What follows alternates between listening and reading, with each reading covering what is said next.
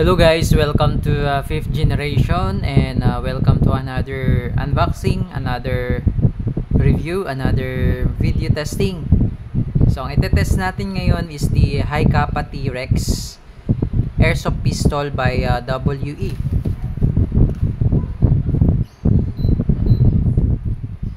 Okay, so this is Airsoft Gas Blowback Pistol. By the way, shout out kay Sir Rafael ng Sorsogon. Okay, so this is the WE again, WE T-Rex High Kappa. Ito yung may ito yung ano po, semi-automatic version. Okay, kasi merong semi and full automatic nito. Okay, tapos may kasama na siyang gas. This is number 12.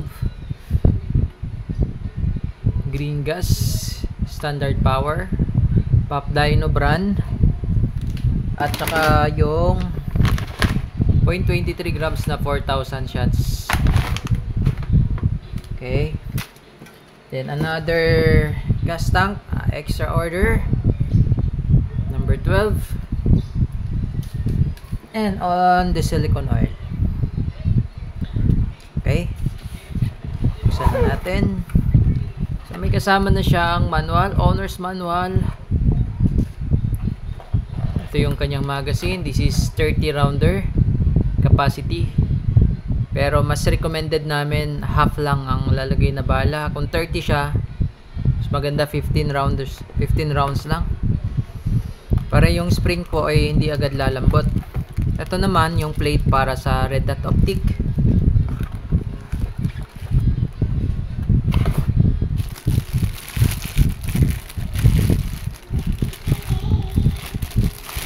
And the unit, ayan, 2011 High Kappa T-Rex, naka magwell, stippled grip, beaver tail safety, ambidextrous manual safety,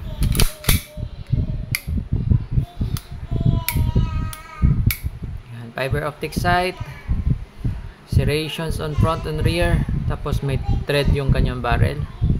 Pwede rin siyang lagyan ng flashlight. Yan, safe, beaver tail safety. Pag hindi siya nakadiin, hindi rin siya puputok kahit naka safety off. Yan, naka safety off na siya, no.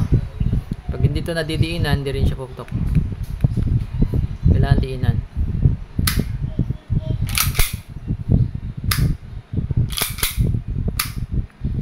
Ayan.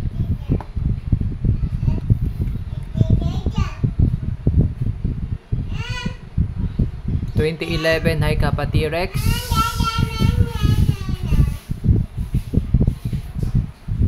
Semi-automatic.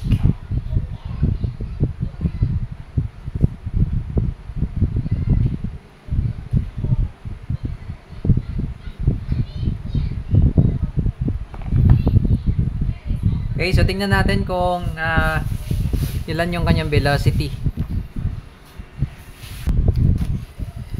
So, bali sir, nilob ko na yung mga valve at hinigpitan ko na rin yung mga valve. Dalawang valve yan, inlet, outlet. Lagay tayo ng bala. Pag naglalagay kayo sir ng gas sa magazine, ang paglalagay po ng gas ay kailangan inverted position, kasi may isa kaming customer, doon tinuruan naman namin, pero ang ginawa niya kasi pag ganyan, tagilid, tapos paakyat yung magazine na sa ibabaw. So hindi yan magkakarga. Tapos nag-chat sa amin, sir, bakit di nagkakarga? So pinakita niya kung paano siya magkarga. Pag ganyan pala, nasa ibabaw yung magazine. Kailangan nasa ilalim yung magazine, pati warik dapat. Tapos push mo lang 1, 2, 3. Yan. So ang gamit natin ay number 12 Pop Dino. Tingnan natin kung ilan ang velocity niya.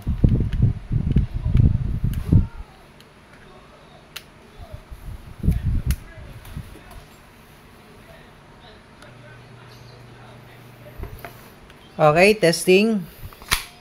2011 High Kappa T-Rex semi-automatic. This is airsoft pistol.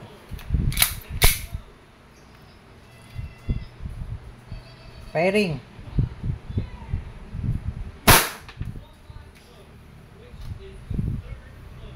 Okay, that's 353.2. 353.2.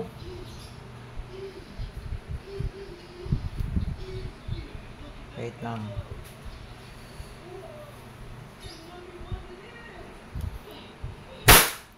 $347.3,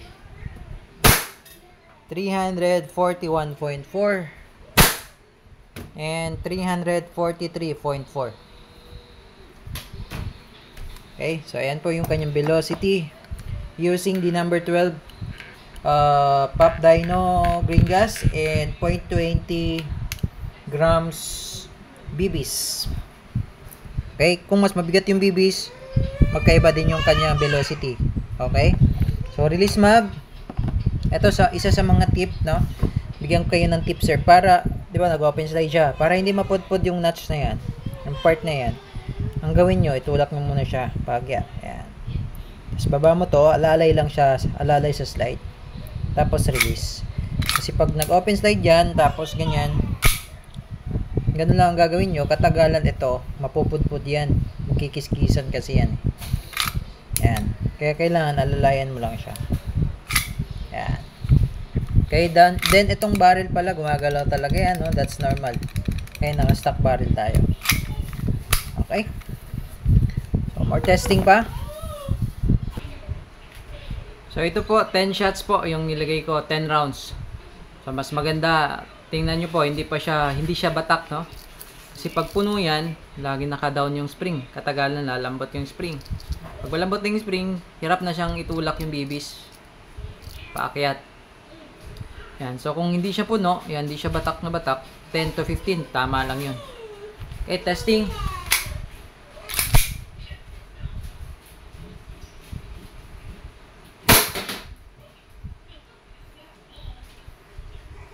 Lakas.